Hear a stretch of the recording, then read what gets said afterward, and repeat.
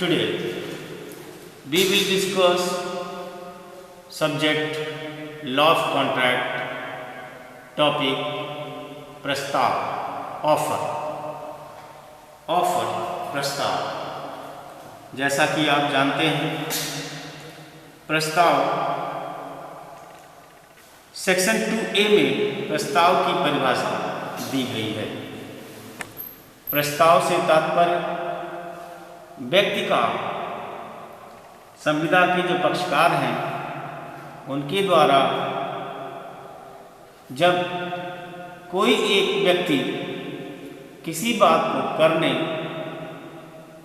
या करने से प्रवृत्त रहने की अपनी रजामंदी किसी अन्य को इस दृष्टि से संज्ञापित करता है कि ऐसे कार्य या प्रवृत्ति के प्रति उस अन्य की अनुमति अभिप्राप्त करे, तब यह कहा जाता है कि वह प्रस्तावना कर रहा है। अर्थात संक्षेप में कहें तो यह उचित होगा कि जब एक व्यक्ति सार्थक तौर पर अपनी इच्छा प्रकट करता है इस उद्देश्य से कि जिसके समक्ष वह वाक्य वह बात प्रकट कर रहा है वो उसके प्रति अपनी रजामंदी अपना प्रकट करेगा और यह प्रस्ताव एक वैध प्रस्ताव बन जाएगा, क्योंकि जो कुछ उसमें वो कहता है वो दूसरे से यह उम्मीद करता है कि वो उसके प्रति अपनी भावना, अपनी इच्छा स्वीकारोक्ति अथवा अस्वीकारोक्ति से युक्त बात कहेगा। तो इस तरह से जब एक व्यक्ति संविदात्मक संबंध स्थापित करने के उद्देश्य से किसी दूसरे के समक्ष अपनी बात करता है और दूसरा उसकी बात को सुनता है, रिस्पॉन्ड करता है, तो कहा जाता है कि प्रथम व्यक्ति प्रस्ताव कर रहा है। अब देखने वाली बात यह है कि सेक्शन 2A अपने आप में तमाम विविधताओं से युक्त है। एक व्यक्ति नदी के एक किनारे खड़ा है, दूसरे किनारे पर खड़े व्यक्ति को कोई बात कहता है, अगर वो उसकी बात को ठीक से सुन पाता है तभी यह वैध प्रस्ताव कहा जाएगा। अब उसमें ये भी होता है कि अगर उसकी बात जब वो प्रस्ताव कर रहा है उसी समय कोई विमान या अन्य कोई चीज़ अगर चली जाए तो फिर वह यह स्पष्ट करता है कि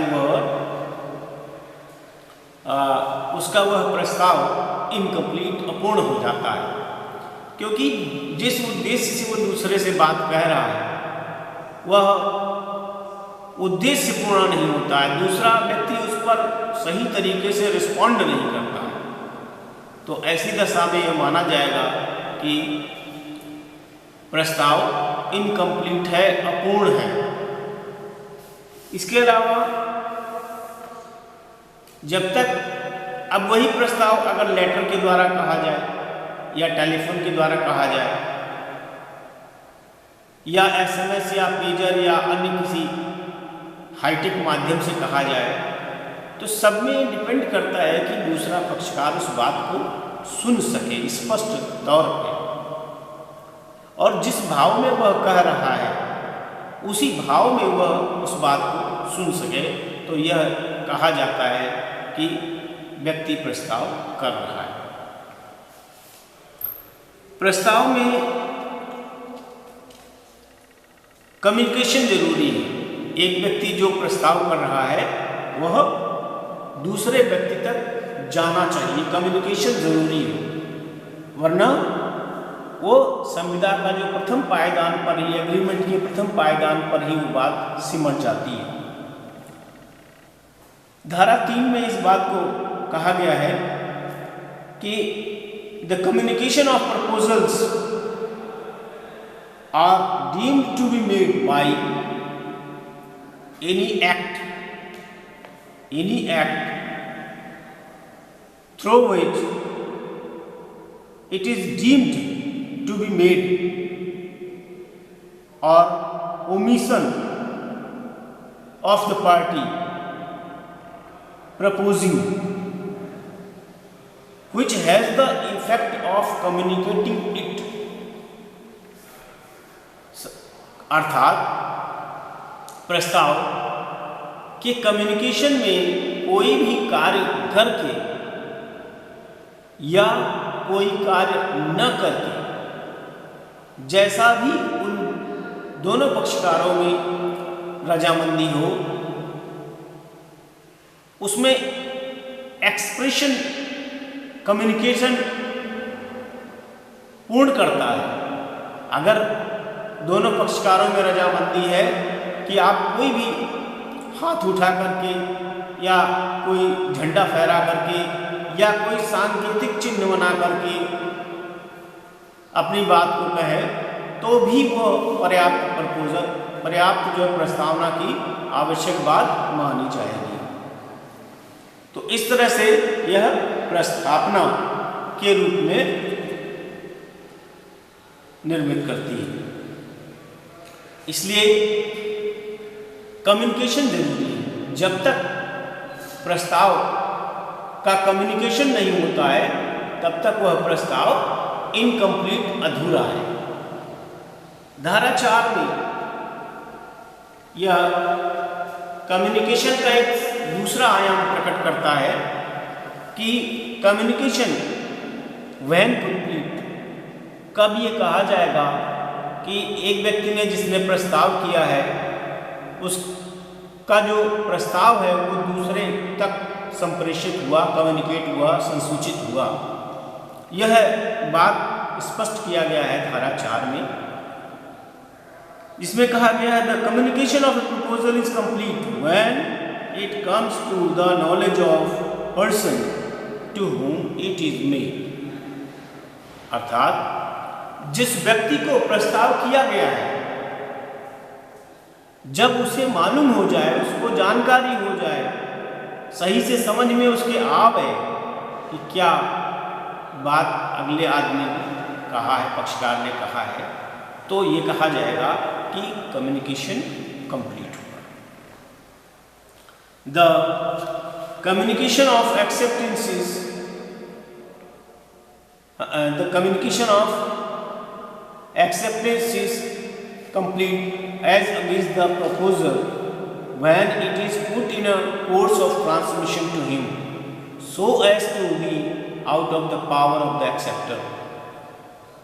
एक व्यक्ति ने अपनी बात कह दी और उस बात को उसने ट्रांसमिशन में डाल दिया, अब वो उसको रिवोक नहीं कर सकता है, तो ये कहा जाएगा कि कम्युनिकेशन में उसने कर दिया। और जब वो जान जाता है, रिसीव कर लेता है उस बात को, दूसरा पक्षकार जिसको संदर्भित किया गया है, तो ये कहा जाता है कि ऑफर कंप्लीट हो गया।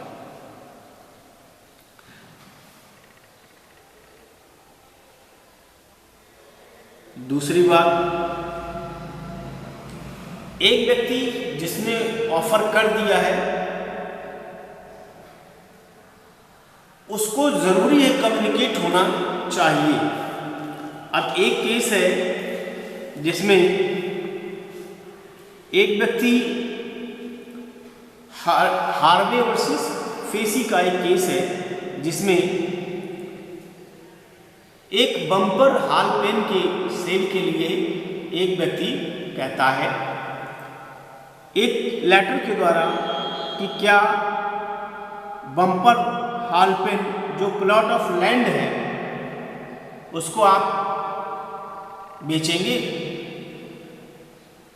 फिर दूसरे लेटर के जरिए कहता है कि मैं उसको खरीदना चाहता हूँ।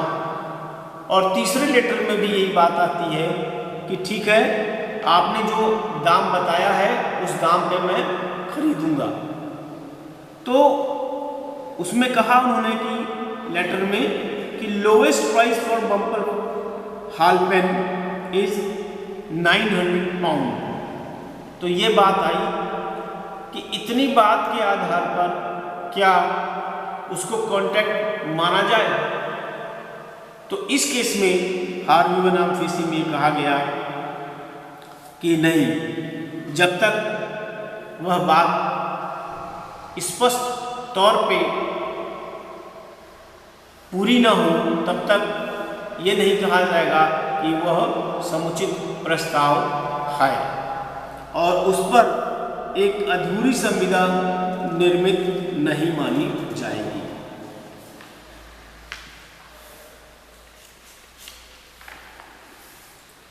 अब प्रस्ताव के प्रकार में अगर आप देखें तो प्रस्ताव के प्रकार में दो हैं, एक एक्सप्रेस ऑफर और दूसरा इम्प्लाइड ऑफर। अभिव्यक्त प्रस्ताव और विवक्षित प्रस्ताव। जो प्रस्ताव स्पष्ट शब्दों के द्वारा या बॉडी लैंग्वेज के द्वारा स्पष्ट किया गया है या लिख करके बताया गया है तो उसे एक्सप्रेस ऑफर कहेंगे। और एक दूसरा जो इम्प्लाइड ऑफर है उसमें जब एक व्यक्ति शब्दों के लेन देन की बजाय खुद करके उसको व्यक्त करे, पैसा देना है, जो आइटम लेना है, सामान लेना है, पैसा रख दिया, सामान इंगित कर दिया या छू के बता दिया, तो यह एक तरह का प्रस्ताव है। या काउंटर में लगे सामान को उठा करके उसके साथ पैसा लेकर के काउंटर पे सामान और पैसा दोनों रखा जाए, तो यह भी एक तरह का प्रस्ताव है और इम्प्लाइड ऑफर के तौर पे माना जाएगा कि यह प्रस्ताव कंप्लीट हो गया। तो इस तरह से यह वैध प्रस्ताव का सृजन होगा।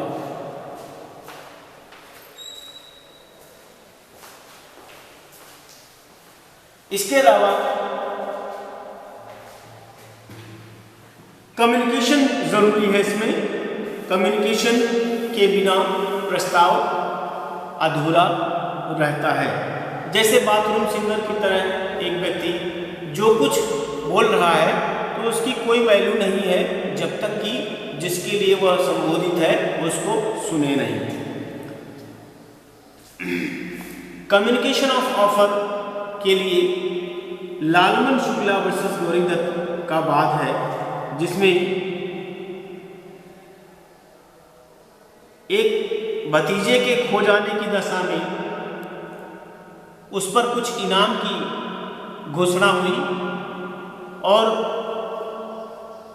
एक पक्षकार जो बिना इस घोषणा को सुने ही बच्चे को ढूंढने चला जाता है, उस प्रस्ताव को बिना सुने ही ढूंढने चला जाता है और जब ढूंढकर खोजकर ले आता है तो आने पर उसको पता चलता है कि इस प्रकार का कोई ऑफर प्रस्ताव रखा गया था।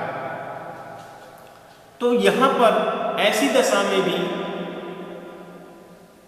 जब उसने क्लेम किया तो उसको पुरस्कार की राशि नहीं दी गई। तो विवाद बढ़ने पर न्यायालय ने उसकी सुनवाई की और न्यायालय ने निर्धारित किया कि चूंकि ऑफर का कम्युनिकेशन कंप्लीट नहीं हुआ था, इसलिए वह उस पुरस्कार को पाने के लिए हकदार नहीं है, क्योंकि प्रस्ताव के अपूर्ण रहने पर किसी संविदा की कोई बुनियाद वहाँ नहीं पड़ पाई थी, इसलिए वह पुरस्कार पाने के लिए उन दोनों पक्षकारों में संविदा सृजित हुआ ऐसा नहीं कहा जाएगा। इसके अलावा ऑफर होता है specific offer, general offer. Specific offer का मतलब है जब किसी एक व्यक्ति या एक वस्तु के बारे में किसी एक व्यक्ति को प्रस्ताव किया जाए तो कहा जाता है विशिष्ट प्रस्ताव। और दूसरा जो जनरल ऑफर, जब कोई प्रस्ताव किसी जन समुदाय के लिए किया जाए या ओपन फॉर ऑल के लिए किया जाए या होल वर्ल्ड के लिए किया जाए, लेकिन जिस तरह की बात उसमें कही गई है और जो उसको कर के लावे वह उसके, तो वहाँ उस जो व्यक्ति कर के ला रहा है, जो उस प्रस्ताव के संदर्भ में जो व्यवहार कर रहा है, उन दोनों के बीच में एक वैध संविदा का सृजन हो जाता है। तो यह जनरल ऑफर है। जैसे अब आपको इसको एक उदाहरण के माध्यम से अगर बताएं, Carlill versus carbolic smoke ball company के केस में ये हुआ था कि एक कार्बोनिक स्मोक बॉल प्रोडक्ट के लिए अनाउंसमेंट किया गया कि जो भी इस कार्बोनिक बॉल स्मोक पेन को इस्तेमाल करेगा उसे सर्दी खांसी जुकाम नहीं होगा। और अगर फिर भी बताए हुए तरीके से अगर इस्तेमाल करने के बाद भी अगर उसको हो गया तो कंपनी उसको इनाम देगी। तो ऐसी दशा में एक व्यक्ति ने उस बताए हुए तरीके से उसको इस्तेमाल किया और फिर भी उसको इन्फ्लुएंजा सर्दी खांसी जुकाम नहीं गया तो उसने मुकदमा कर दिया। तो न्यायालय ने निर्धारित किया कि चूंकि विज्ञापन में दी गई शर्तों के अनुसार उसने उसका कंज्यूम किया और फिर भी उसका वो सर्दी खांसी का जुकाम जो कार्बोनिक स्मॉल बॉल कंपनी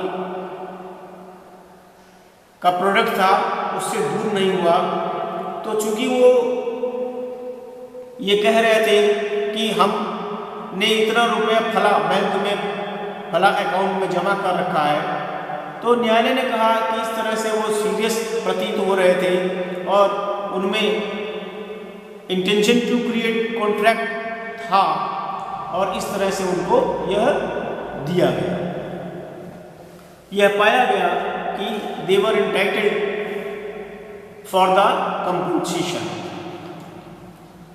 तो उन्हें ब्रीच ऑफ कॉन्ट्रैक्ट के लिए उत्तरदायी माना गया और कंपनी को ऑर्डर किया गया न्यायालय के द्वारा कि इनको उतनी धनराशि जिसके लिए जो अनाउंसमेंट उन्होंने कर रखा है वो दिया जाए। इसके अलावा ऑफर एक होता है स्टैंडिंग ऑफर, दूसरा कंटिन्यूइंग ऑफर। स्टैंडिंग ऑफर का मतलब यह है एक निश्चित समय के लिए जो ऑफर प्रस्ताव ओपन हो तो उसे स्टैंडिंग ऑफर स्थिर प्रस्ताव कहेंगे। कंटिन्यूइंग ऑफर एक निश्चित सीरीज के लिए या एक नियत समय के लिए जो प्रस्ताव एक्सटेंड करें उसे कंटिन्यूइंग ऑफर कहते हैं। तो इस प्रकार से ये प्रस्ताव के प्रकार हैं। सबसे अंतिम जो विषय है इस प्रस्ताव के साथ वो है communication revocation of offer, revocation of proposal. Section 5 में धारा 5 में कहा गया है a proposal may be revoked at any time before the communication of its acceptance is complete as against the proposer but not afterwards। मतलब ये हुआ कि कोई भी प्रस्तावना उसके प्रतिग्रहण की संसूचना प्रस्तावना के विरुद्ध संपूर्ण हो जाने से पूर्व किसी भी समय प्रतिसंहरित की जा सकती है, उसके बाद नहीं। अब एक उदाहरण से आपको बताएं, प्रस्ताव और प्रतिग्रहण में वही चीज है जो एल्सन महोदय ने कहा है कि एक बार अगर गन पाउडर के ढेर में अभिस्वीकृति की जो तीली है लग गई तो फिर कुछ बचता नहीं है, वो मान लिया जाता है कि वह संविदा के दोनों एलिमेंट मुख्य वो कंप्लीट हो गए और फिर आप उसको वापस नहीं ला सकते, वो फिर वो संविदा सूचित कर जाएगा। तो इस तरह से ये रेवोकेशन का तरीका है कि प्रस्तावक के विरुद्ध वह कंप्लीट होने से पूर्व अगर उसको एक हायर स्पीड से, एक स्पीडियर मोड से कोई भी माध्यम हो उसको भेज करके उससे उस संविदा को कंप्लीट कराया जा सकता है। धारा 6 में दूसरी बात है कि रेवोकेशन हाउ मेड, प्रतिसंहरण कैसे किया जा सकता है। प्रस्तावना का प्रतिसंहरण एक नोटिस के द्वारा हो सकता है या लैप्स ऑफ टाइम, जिस समय के लिए प्रस्ताव को ओपन किया गया है वह समय पूर्ण होने पर वह प्रस्ताव समाप्त हो जाएगा।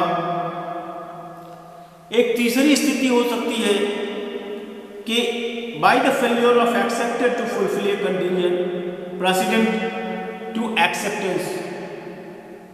तीसरी स्थिति में यह है कि कोई शर्त जो रखी गई है प्रस्ताव को ग्रहण करने के पूर्व पूरा करने की, तो अगर वह शर्त पूरी नहीं की गई है तो प्रस्ताव अपने आप समाप्त हो जाता है। और चौथा पॉइंट है कि प्रस्तावक के मृत्यु हो जाने पर या अनसाउंडनेस आ जाने पर, वह इंसैनिटी पर प्रस्ताव समाप्त हो जाता है। प्रस्तावक का दिमाग नहीं सही रहा या इंसैनिटी आ गई, मूर्छा आ गई, उन्मत्तता आ गई तो प्रस्ताव समाप्त हो जाएगा। इस तरह से प्रस्ताव से जुड़ी कुछ आवश्यक बातें हमने आपसे शेयर किया। उम्मीद करता हूँ कि आपको अच्छा लगा होगा, सुन के आपको विधि का ज्ञान हुआ होगा। आपने हमारा लेक्चर सुना, बहुत बहुत धन्यवाद।